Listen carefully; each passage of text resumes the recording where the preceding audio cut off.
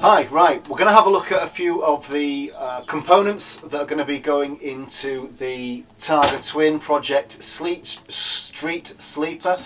Obviously this is an ongoing episode that we've got featuring in the magazine, in Scootering magazine at the moment. So it's only been going for 2-3 months, so if you want to get a couple of back issues, they're available, you can check that out. This month's current edition takes you through the registration process, which we've just done a brief video on to touch on some of the paperwork, but the in-depth information's in the magazine this month if you want to check that out. And so let's have a look at some of the components that we're now using. My main premise for this Street Sleeper is, as the name would suggest, is that I want to keep it looking as ratty and as standard as possible. I just want this beat up old scooter to actually have that really lovely, well-used look about it, not care too much if I get, bump it and scrape it, don't wash it, whatever. But really have some nice running gear in it. So with some of these components, the idea is just simply that I've got this lovely Italian scooter, and I'm just going to put a really nice engine in it, and then brakes, tyres, suspension, electrics, the basic elements to make sure that it's reliable, roadworthy and nice to ride. So with the TargaTwin engine now just in a dry fit stage, just to check out the clearance for the footboards, which I'll be trimming, and checking out the alignment of the rear wheel and so on and so forth, just to make sure it clears everything when it's under suspension travel. The next thing I'll be looking at after that is just which exhaust to fit on it. It comes with it with this, which is the 2-in-1 expansion pipe, which is great. The Jolly Moto, really nice item, but I don't want an expansion chamber on this scooter, and I understand now that Tino's had developed in conjunction with somebody else a Clubman style pipe, so 2-in-1 Clubman for this, which I just again think you're going to get a lovely sound from the twin cylinder engine, but to all exterior purposes it's going to have that Clubman appearance to it, which just fits in nicely with the Street Sleeper. So I'm going to inquire about one of those, see what they cost, see if I can afford that in the budget, and maybe look at using that pipe. In terms of the components I've already got in, I've gone for the mid-range fuel tank, so I've removed already the old petrol tank and the old airbox unit, which I won't be using. Got myself some of the long-range straps to go with this. So next thing is, with this I'll just be washing it out with some petrol and whatnot, just to get it all cleaned out, fitting the petrol tap, and then just getting that slotted in. So I've got the dual cutouts on here for the carburetors on each side, with it being a twin, and then that'll give me the extra capacity when out on the road, to ensure that I can just go that little bit further with less concern about running out of fuel and so on. Obviously basic stuff, we've got the loom here from BGM. I just want to rip all the old wiring out, the old cables out, clean everything, service everything, and then put new cables, new loom, new electrics in, check out all the switches and see what's working, what isn't, fix what needs fixing and replace what can't be fixed. I think these are about £20 from BGM. The tank, Saigon Scooter Centres are a trade-only outlet. Fortunately, I used to deal with them because I used to be trade, but you can get these from their UK distributors. I think most UK distributors are selling these in this primer paint for around £100. Depends who you buy it from. Some are a little bit cheaper, some are a little bit more expensive, but they're actually pressure tested tanks, fully sealed. I've got some close-up photographs inside, so you can actually see how the tank is put together internally for the cutouts and the welds and whatnot.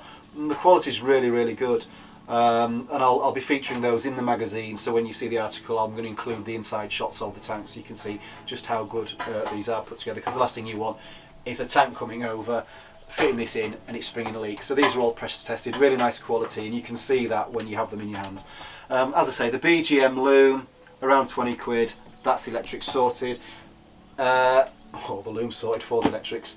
And then I've got one of these SIP cable kits. I think the SIP cable kit was about £35 on the SIP website. I have to say, I've used a lot of the standard cable kits in the past from sort of well-known suppliers, even some of the Indian-based stuff. It's all been fine, but when you go up a level and you get something like this, which is a little bit more expensive, you know where the money went when you received it. You look at it and you can just see every little fitment in there, every detail on it. It's quality materials, hopefully, and I'll be finding out and I'll feature this in the magazine. The fitment of it will all be straightforward, because just looking at the bits and pieces, you can see it's a quality item, and so hopefully that'll all slot together nicely as I start to fit these into the scooter. So it's a SIP cable kit, 35 quid, and then the BGM loom that will be going in first of all. Other bits that I wanted to upgrade are the part of the electrics, I suppose. This scooter didn't have a speedo in when I got it, so it needed one. And because I'm a gadget guy, I love gadgets, and what better speedo to fit than the SIP speedo? You know, you can get a lot of these digital things and Smith speedos and all stuff where you have to alter the tops of the headsets and one thing. I just wanted the original shape and style and size, which this does, and it incorporates all those lovely little gadgets like the low fuel light for your petrol tap, the temperature gauge for your engine temperature, the rev counter so you know your RPM. This, you know, I like it. It's got all the little bits on that you want without being OTT and having buttons and wires and gizmos hanging off everywhere. So they take a little bit more fitting, obviously, due to the electrics than a standard speedo does.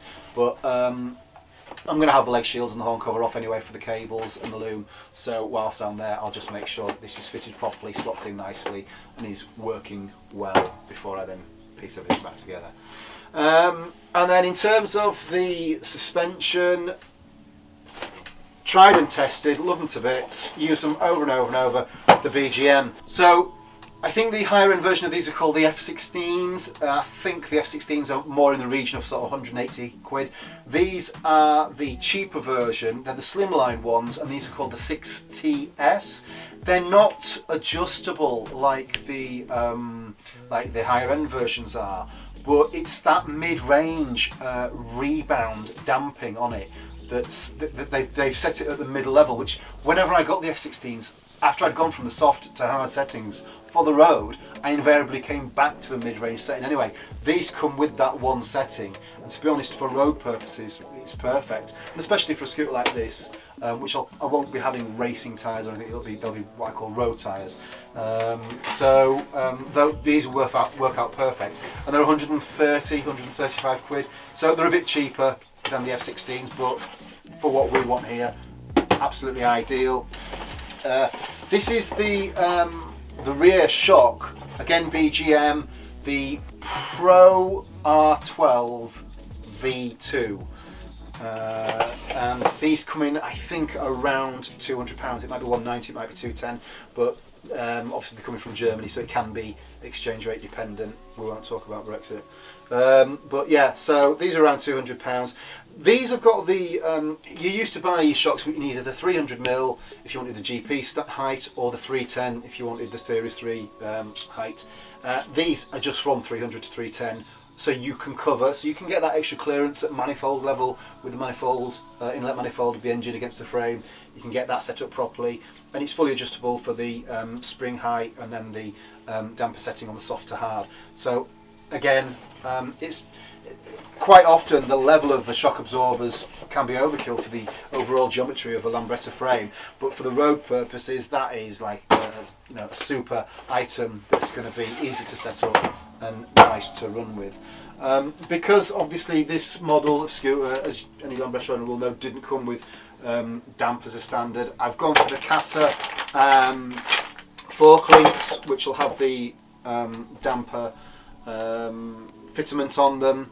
And then again, I spoke about these in the video for Stan's Project Poland Lambretta, and it's the upper fork damper adapters, which again, off the top of my head, I think these came in at 50 quid, 55 quid, which initially you think, oh, 55 quid for a set of brackets, that sounds expensive, but as I mentioned in the other video, if you have to go to the trouble of stripping all your forks down, whizzing the paint off, welding the brackets on, which are already cheap, welding those on, powder coating or painting your forks again, building them back, it can be a faff. If you have to pay somebody else to do it, it'll go be more than 55 quid. So in terms of value for money, bolt on and go, great item, 55 quid. So that's about all I've got for now. That's the 6 speedo, the BGM suspension, the BGM damper adapters, SIP cable kit, Casa fork links. Oh, the BGM as well. I've got the BGM inner tubes, which have got the valve at the right angle for Lambretta forks, so you don't get fouling on the forks and having your valve shearing off. That's really important. It's small detail, but a lot of people overlook it, and they fit the wrong inner tube, the right size, but with the wrong valve onto their Lambrettas, and before they know it, they've got a sheared valve and they don't understand why. And trust me, the last thing you want is a blowout on the front end. I've had one, and it's not nice. So yes, I've got the BGM inner tube with the correct with the correct valves on, the BGM loom, the long mid-range fuel tank with the dual cutouts, a couple of other bits and pieces just because the rear tail light on this is bust and I need the petrol caps and brake light switches and stuff like that. There'll be a ton of those little bits as I go along. I need some rubbers and might be a new seat. But yeah, so that's about all we've got going for now. All this stuff will be going into more in depth in the magazine, more about the fitment of it, how it works out, whether there are fouling problems, stuff needs adapting, what did we do to get around that, which stuff went straight on with no problems, and then hopefully at some point I'll get this beast together and out on the road, and we'll talk a bit more about how it rides. That's all for now.